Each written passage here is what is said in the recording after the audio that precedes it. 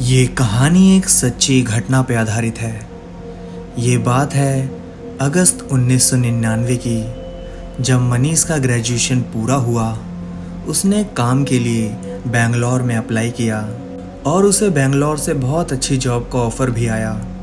Graduation पूरा होने की खुशी में वो कुछ करना चाहता था। उसने अपने कुछ दोस्तों को बुलाया और कुछ करने का सोचा। फेयरवेल के लिए उसके चारों दोस्तों ने मनीष को हांगकांग ले जाने का फैसला किया। मनीष ये सुन के बहुत खुश हुआ। कुछ ही दिन बाद मनीष काम के लिए बेंगलोर जाने वाला था। मनीष के बेंगलोर जाने के 6 दिन पहले वो और उसके चारों दोस्त 4 दिन के हांगकांग ट्रिप पे निकल गए। मनीष और उसके दोस्त वहाँ पहुँचे। हांगकांग एक बड़ा और खूबसूरत शहर था। वो सब हांगकांग का कोना कोना घूमना चाहते थे। उन्होंने घूमना शुरू किया। पहले के 3 दिन उन्हें बड़ा मज़ा आया। उन्हें जगह जगह घूम के और हांगकांग की खूबसूरत ऊंची ऊंची इमारतें, अलग अलग प्रकार का घर देख के बहुत अच्छा लग रहा था। मनीष और उसके चारों दोस्तों ने हांगकांग के खूबसूरत वादियों का खूब लुत्फ़ उठाया। मनीष पहले दिन से सोच रहा था कुछ नया और अलग करने का। ट्रिप के आखिरी दिन मनीष ने कहा कि हम हांगकांग के एयर एंड चीप जाएंगे। मनीष के दोस्तों ने कहा आज आखिरी दिन है, हम आराम कर लेते हैं। पर मनीष कहने लगा अब इतनी दूर आए हैं तो कुछ तो यादगार करके जाते हैं। उसने जिद पकड़ ली कि उसे हांगकांग के फेमस पैलेस यानी एयर एंड चीप घूमना है। मनीष के जिद के कारण उसके दोस्तों ने वहां जाने से हामी भर दिया। उस जगह के बारे में कई किस्से कहानियां थी। वो सब सुन के कोई भी डर जाएगा, पर मनीष ने सारी कहानियों पे ध्यान नहीं दिया। उसके दोस्तों ने उससे कहा कि डरावनी जगह है, नहीं जाते हैं। पर मनीष ने मन बना लिया था कि वो वहाँ जाके रहेगा। कहा जाता है कि वहाँ कई साल पहले अंग्रेज रहा करते थे। एयर एंड चीप अंग्रेजों का रहने का जगह हुआ करता था। वहाँ पे कई अंग्रेज रहते थे। वहाँ का हेड सैम था और उसकी एक खूबसूरत बीवी थी।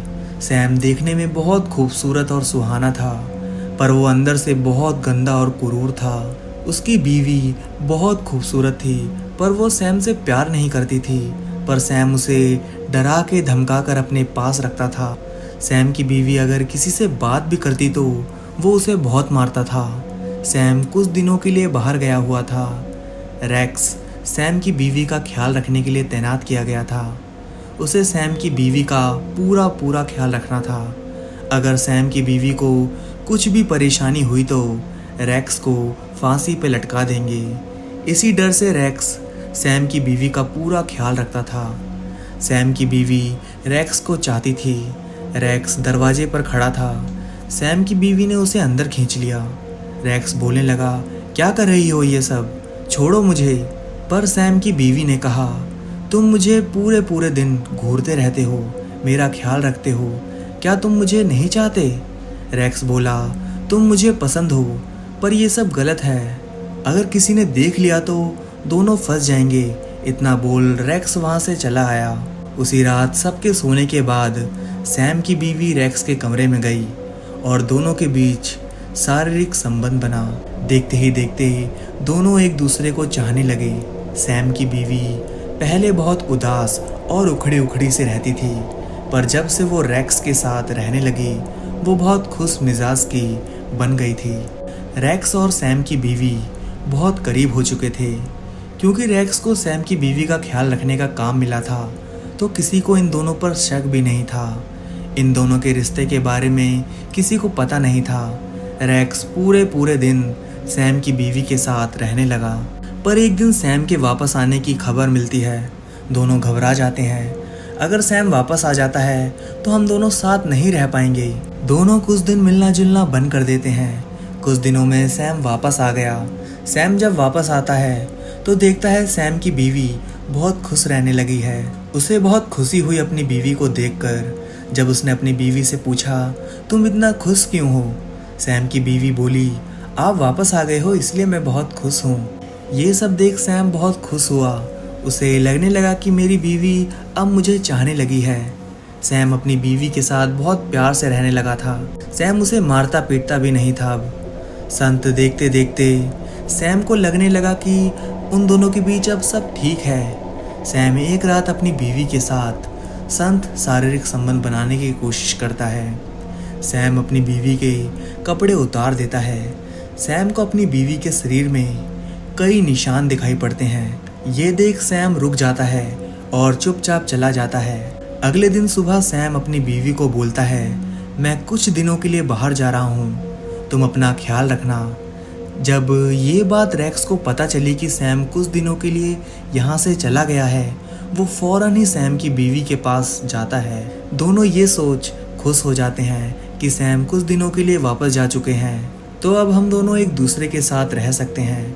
थोड़ी ही देर बाद रैक्स और सैम की बीवी शारीरिक संबंध बनाना शुरू करने ही वाले होते हैं कि तभी वहाँ अचानक से सैम आ जाता है और वो अपनी बीवी और रैक्स को रंगे हाथों पकड़ लेता है। सैम की बीवी और रैक्स सैम को देख के चौंक जाते हैं।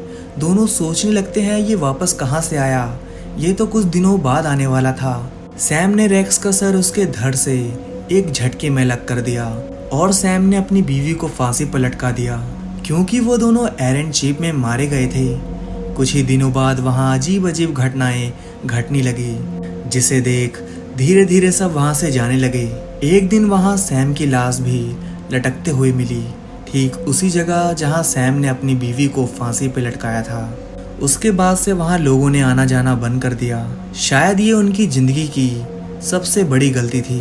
रात के करीब 1 बजे वो और उसके दोस्त एरेंट चीप पहुँच गए। एरेंट चीप के सामने एक होटल था, वहाँ पे एक गार्ड बैठा हुआ था। जब ये लोग एरेंट चीप में जाने लगे तभी होटल का गार्ड उन्हें अंदर जाने से मना करने लगा, लेकिन मनीष नहीं मान रहा था। फिर मनीष ने और उसके दोस्त ने गार्ड को कुछ पैसे दिए और गार्ड से एरेंट चीप का गेट खुलवा लिया। जैसे ही वो चारों अंदर घुसे, मनीष का तो दम घुटने लगा। उसे लगा जैसे उसे सांस लेने में दिक्कत हो रही है। मनीष को लगा धूल मिट्टी की वजह से ऐसा हो रहा है। वो लोग थोड़ा और अंदर गए। उन्होंने देखा कि अंदर फ़ोन नेटवर्क नहीं है। उन्होंने बहुत कोशिश किया पर नेटवर्क नहीं आया। वो धीरे धीरे और अंदर जाते गए। फिर अचानक से मनीष को लगा जैसे उनका कोई दोस्त मिसिंग है। वो मुड़ के आजू बाजू देखने लगा तो उसने देखा कि सच में उनका एक दोस्त मिसिंग है। उनकी दोस्त रिया वहाँ से गायब हो गई होती है। मनीष अपने दोस्तों से पूछने लगता है, रिया कहाँ है? उसके दोस्त आजू बाजू देखने लगे तो रिया वहाँ से गायब हो गई थी। मनीष ने अपने बाकी के दोस्तों से पूछा कि थोड़ी देर पहले तक रिया तो तुम लोगों के साथ चल रही थी, अचानक से वो कहाँ चली गई? किसी को कुछ नहीं पता था।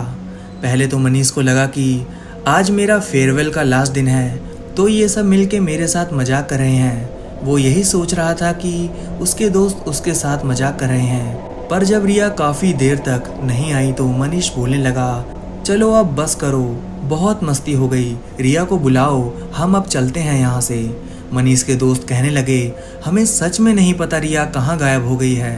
मनीष कहने लगा, अरे यार अब बस भी करो, हो गई अब मस्ती, उसे बुलाओ, वो कहाँ छुपी बैठी है, उसे बाहर निकलने बोलो। पर मनीष के दोस्तों को सच में नहीं पता था कि रिया कहाँ है।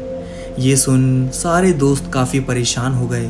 फिर मनीष का दोस्त सुदेश काफ़ी गुस्से से बोला, मैंने मना किया था तुम सबको, मैंने तुमको बोला था ना यहाँ नहीं आने के लिए, लेकिन नहीं, तुम लोगों को बस अपनी मनमानी करनी होती है। सुदेश बोला, मनीष तेरे चक्कर में किसी दिन किसी की जान चली जाएगी, तू इतना जिद्दी है कि किसी की नहीं सुनता।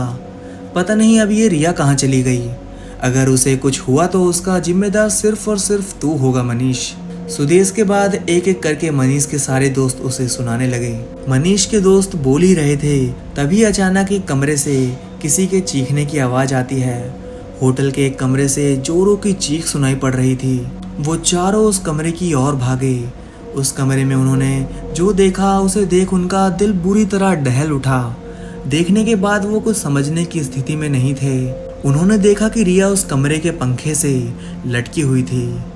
उसकी आंखें खुली हुई थी और उसकी आंखों से खून बह रहा था और ऐसा लग रहा था जैसे रिया मनीष को ही घूरे जा रही हो। ये देख मनीष जोरों से चिल्लाने लगा और उसके दोस्त भी बुरी तरह चीखने लगे।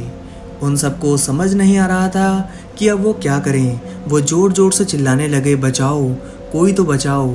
ये सुन होटल का गार्ड भागते हुए दौड़ता हुआ चला आ रहा था। गार्ड अंदर आकर मनीष और उसके दोस्तों को ढूंढने लगता है। गार्ड जोर जोर से चिल्लाने लगा, कहाँ हो तुम लोग? क्या हुआ? चिल्ला क्यों रहे हो? मनीष ने हिम्मत जुटाया और बोला, हम यहाँ पर हैं। गार्ड उनकी आवाज़ सुन के वहाँ आ गया। जैसे ही वो कमरे में गया उसने देखा कि रिया पंखे से लटक रही थी। गार्ड ने पूछा, ये सब क्या है और तुम लोगों ने इसके साथ क्या किया है? मनीष के दोस्तों ने पूरी बात बताई। बात सुनने के बाद गार्ड बोला, इसे नीचे उतारो और देखो ये जिंदा है या मर चुकी है। उन चारों ने गार्ड की मदद से रिया की बॉडी को पंखे से नीचे उतारा। मनीष के एक दोस्त ने रिया का नब्ज चेक किया और दिल की धड़कनें चेक की, पर बहुत देर हो चुकी थी। रिया अब इस दुनिया को छोड़ के जा चुकी थी। वो सब अब डर चुके थे। उन्हें जो दिखाई दे रहा था उस पे भरोसा नहीं हो रहा था। उन्होंने रिया की बॉडी उठाई और उस कमरे से बाहर आने लगे, लेकिन तभी उन्हें पता चलता है कि उस कमरे का लॉक जाम पड़ गया है। मनीष सोच रहा था ये लॉक कैसे हो गया। सब उस दरवाजे को खोलने में लग गए, पर वो दरवाजा खुलने से रहा। मनीष खड़े होकर गार्ड की तरफ देखने लगा। उसे उम्मीद थी कि गार्ड हमारी हेल्प कर सकता है, पर कहा जाता है ना, कुछ डरावना देखने पर पैरों तले जमीन खिसक जाती है। कुछ ऐसा ही मनीष के साथ हो रहा था। मनीष गार्ड को देख ही रहा था और देखते ही देखते उसके पैरों तले जमीन खिसक गई। गार्ड की आंख लाल होना शुरू हो गई। उस गार्ड की आंखें पूरी तरह से लाल हो गई थी। मनीष और उसके दोस्त और कुछ समझे इससे पहले उनके होश उड़ गए। गार्ड की गर्दन धीरे धीरे कटने लगी थी और कुछ ही पल में उसकी गर्दन पूरी तरह से कट गई और गर्दन कट के जमीन पर गिर गई। गार्ड का सर धड़ से अलग हो गया और गिर गया। ये देख मनीष और उसके दोस्त चिल्लाने लगे। वो पूरी तरह डर चुके थे। उन्हें ऐसा लग रहा था कि उनकी मौत उनके सामने खड़ी है। कुछ ही पल में वो धड़ खड़ा हुआ और वो सिर कटा हुआ इंसान उन लोगों की ओर बढ़ने लगा। ये सब देख उन सब का दिल दहल उठा और वो अपनी जान बचाने के लिए उस जाम दरवाजे को धक्का मारने लगे। कई कोशिशों के बाद कैसे तो कैसे करके वो जाम दरवाजा खुला और वो उस होटल से बाहर की ओर भागने लगे। उन्हें जान बचाने के सिवाय कुछ भी दिखाई और सुनाई नहीं दे रहा था। भागते भागते अचानक उनके सामने रिया आ गई। उसे देख सबके पसीने छूटने लगे। वो रिया को देखते ही चौंक उठे। रिया की बॉडी को उन्होंने अपने हाथों में उठाया था। उन्हें समझ नहीं आ रहा था कि अब हम क्या करें। एक तरफ रिया की तरह दिखने वाली एक लड़की धीरे धीरे उनके तरफ बढ़ रही थी और कह रही थी, दोस्तों मुझे बचा लो, ये मुझे मार देगा।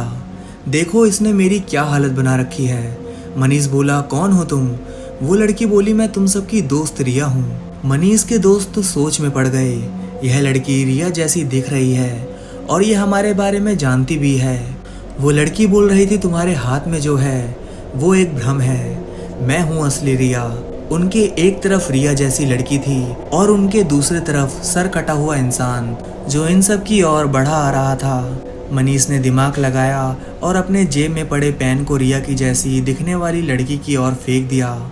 मनीष और उसके दोस्तों ने देखा वो पेन उस लड़की के आर पार हो गया और जब वो पेन रिया के आर पार हो गया उसका असली रूप इनके सामने आ गया। उनके सामने रिया नहीं बल्कि उसी ब्रिटिश की आत्मा थी जिनके बारे में वो सब जानते थे। उसका भयानक रूप देख के वो चारों हक्के बक्के हो गए। ये चारों कुछ सोच पाते उसके पहले ही पलक झपकते ही वो औरत उनके सामने आकर खड़ी हो गई। इतना सब देखने के बाद उनका दिल दहल उठा और वो बचाओ बचाओ चिल्लाने लगे। वो औरत धीरे धीरे अपने लंबे हाथ उनके सामने बढ़ाने लगी। अब उन्हें मरने से कोई नहीं बचा सकता था। पर तभी मनीष के एक दोस्त को लगा कि एक कमरा खुला हुआ है। उन्हें उस कमरे में जाने के अलावा कुछ सूझ नहीं रहा था। फिर क्या था, वो चारों कमरे की ओर भागने लगे। मनीष और राज ने रिया की बॉडी को अपने हाथों में उठा रखा था। उस औरत ने अपने लंबे हाथों से राज और मनीष को धक्का दे के गिरा दिया। राज और मनीष उठ खड़े हुए और उस कमरे के अंदर चले गए। रिया की बॉडी उठाने के चक्कर में सुदेश वहीं छूट गया। रिया और सुदेश उस औरत के चपेट में आ गए। मनीष और राज ने उनको बचाने की बहुत कोशिश की लेकिन कुछ नहीं कर पाए। कमरे में जाने के बाद मनीष और राज ने कमरा अंदर से बंद कर दिया। सुदेश चीखता रहा, चिल्लाता रहा, पर चाह के भी उसके दोस्त उसकी मदद नहीं कर पा रहे थे। फिर मनीष ने सोचा कि कैसे भी करके अब हमें अपनी जान बचानी होगी। सुदेश की चीख गूंज रही थी और साथ ही धीरे धीरे वो चीख कम हो गई। तभी अचानक से वो चीख बंद हो गई। मनीष समझ चुका था अब सुदेश नहीं रहा। तभी उसकी नज़र उस कमरे के खिड़की पे जाती है। वो खिड़की आधी टूटी हुई थी। मनीष ने सोचा बचने का कोई रास्ता नहीं है, अब हमें इसी खिड़की से कूदना पड़ेगा। पर राज बोला पागल हो गया है क्या, इतनी ऊंचाई से गिरेंगे तो मारे जाएंगे। पर मनीष रुकने वालों में से नहीं था। वो अकेले ही खिड़की तोड़ने लगा। जैसे ही खिड़की टूटने की आवाज़ आई उस कमरे का दरवाज़ा जोर जोर से बजने लगा। ये सुन राज डर गया और वो भी खिड़की तोड़ने में लग गया। और फिर मनीष और राज ने मिलके उस खिड़की को पूरी तरह से तोड़ दिया। तभी वो सर कटा इंसान दरवाजे को तोड़ कमरे के अंदर आ चुका था। ये देख मनीष और राज उस खिड़की से कूद गए। ऊपर से गिरने की वजह से उन दोनों को काफी चोट आई थी।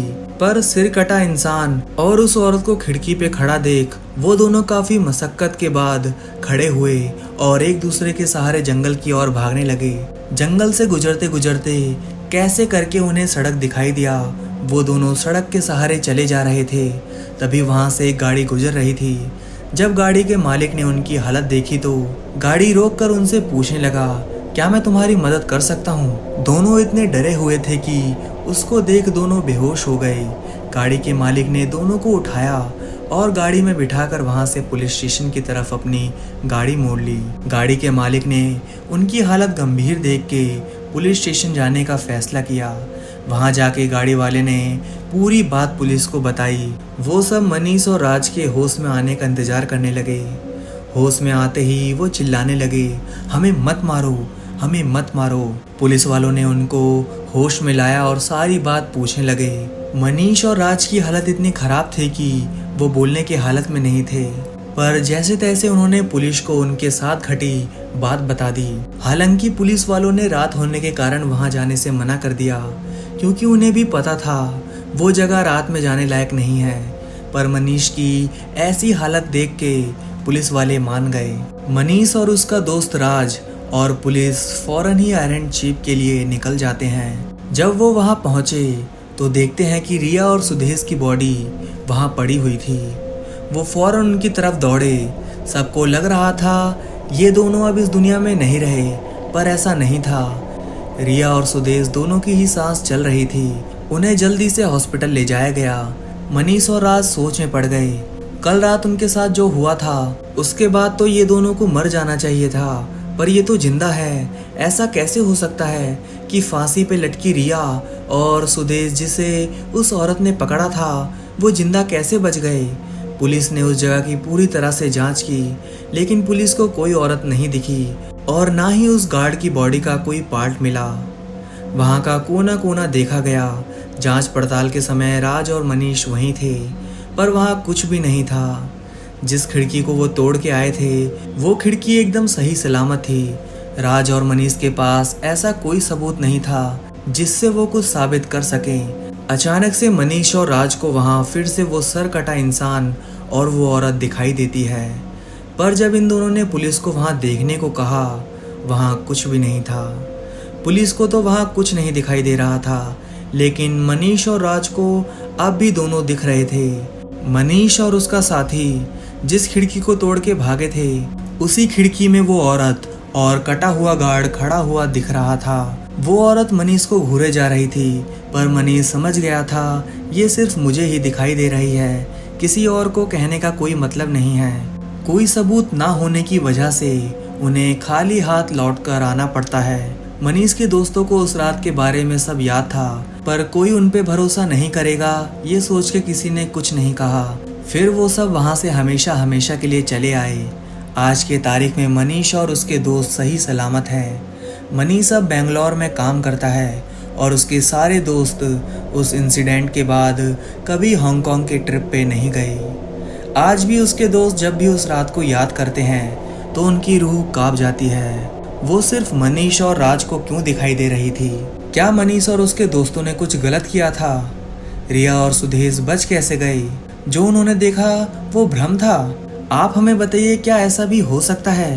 दोस्तों, आपसे किए गए प्रश्नों के उत्तर आप मुझे कमेंट करके बताइए।